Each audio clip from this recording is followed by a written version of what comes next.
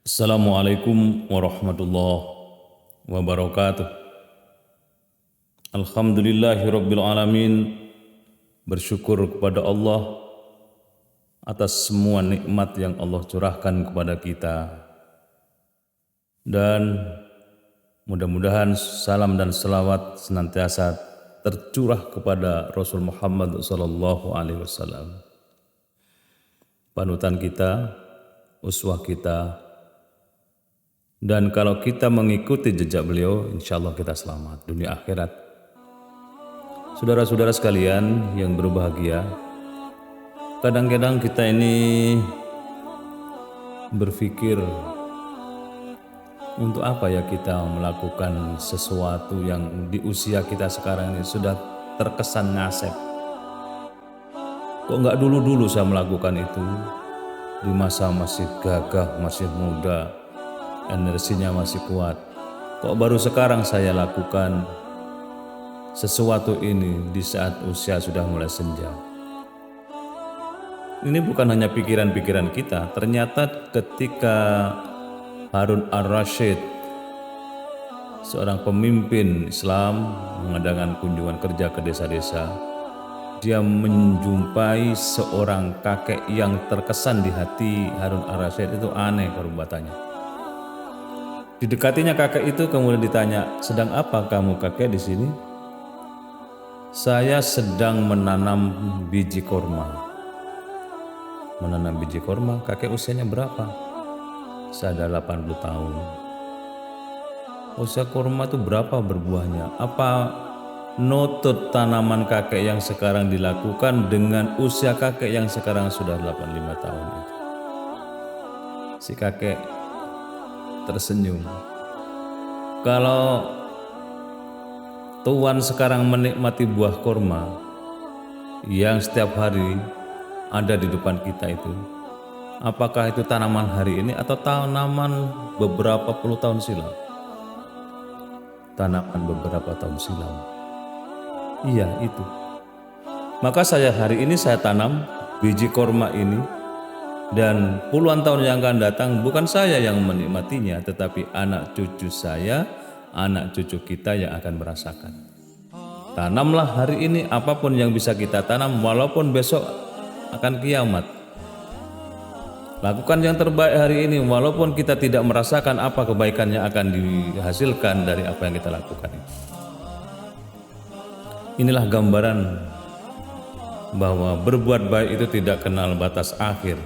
Kapanpun bisa kita lakukan, dan dalam bentuk apapun, kebaikan itu akan terus tumbuh, berkembang, berbuah, dan bisa dipetik, dinikmati oleh generasi berikutnya. Kalau hari ini kita mendirikan lembaga pendidikan misalnya, ya bukan untuk generasi sekarang, tapi generasi yang akan datang akan lahir orang-orang hebat dari pendidikan yang kita dirikan hari ini. Kalau kita hari ini membangun tempat ibadah, mushola atau masjid, ya mungkin bisa dinikmati, tetapi buah dari apa yang kita bangun itu akan kita rasakan 10 atau 15 tahun, bahkan lebih dari itu mendatang. Kalau hari ini kita membangun jembatan atau jalan raya, maka tidak semerta-merta hari ini yang merasakan. Generasi pendatang dan penerus itulah yang akan menikmatinya. Maka lakukan yang terbaik berapapun usia kita. Jangan pernah merasa bahwa usia kita tidak akan menikmati diri kita, tidak akan menikmati apa yang kita lakukan itu. Itulah kebaikan yang harus kita tanamkan dalam hidup ini, bahwa kebaikan itu terus akan bergerak dan bergerak. Sebagaimana kita melempar batu di atas kolam, begitu jatuh batu itu satu titik, maka jatuhnya batu itu akan membentuk lingkaran kecil. Lingkaran kecil terus bergerak meluas sampai kemudian di tepian kolam itu. Kebaikan yang kita lakukan mungkin kecil, tapi dari yang kecil itu kemudian bergerak kemudian menjadi besar di tengah masyarakat, dan itulah jariah buat kita. Kata Nabi, orang yang meninggal dunia itu akan putus seluruh amalnya kecuali 3 hal. Pertama, amal jariah akan terus mengalir, pahala buat orang yang melakukannya. Yang kedua, anak yang soleh solihah. Yang ketiga, ilmu yang bermanfaat. Maka Bapak Ibu sekalian yang berhati baik, marilah kita tidak jenuh-jenuhnya untuk melakukan yang terbaik hari ini dan kita persiapkan untuk hari esok. Wal tandur nafsum ma qaddamat lighad, hendaklah setiap diri membuat persiapan untuk hari esoknya. Karena kita menghadapi hari esok harus dirancang dari hari ini. Surga itu harus kita persiapkan mulai dari dunia ini. Kalau kita tidak memprogram kehidupan akhirat kita hari ini dengan leha-leha, tidak dekat dengan agama, tidak melaksanakan perintah-perintah Allah, maka hasilnya tidak lebih dari apa yang kita lakukan pada hari ini. Kalau kita mempersiapkan secara serius, secara sungguh-sungguh, secara istiqomah akhirat kita, maka akhirat kita akan kita dapat yang sebaik-baik balasan besok. Dan kita akan merasakan betapa Allah itu begitu adil, Allah itu begitu wa may ya'mal mithqala dzarratin khairan yarah wa may ya'mal mithqala dzarratin syarran yarah.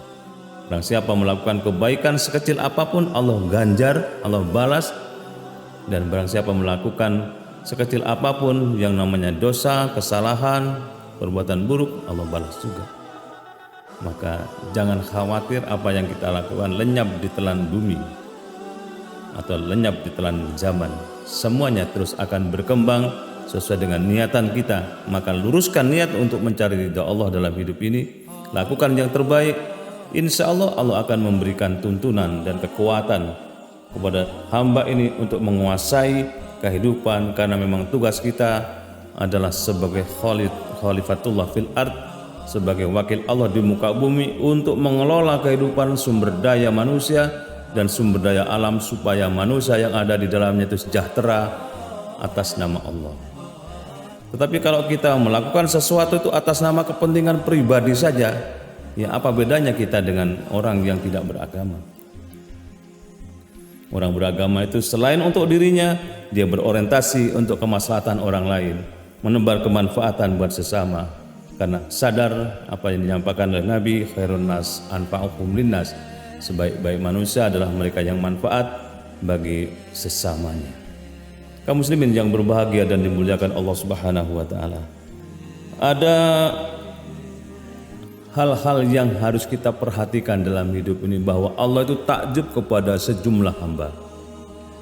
Allah itu gumun kepada hambanya ini. Pertama, kepada anak muda yang di hatinya ada kerinduan kepada tempat sholat atau tempat sujud atau masjid.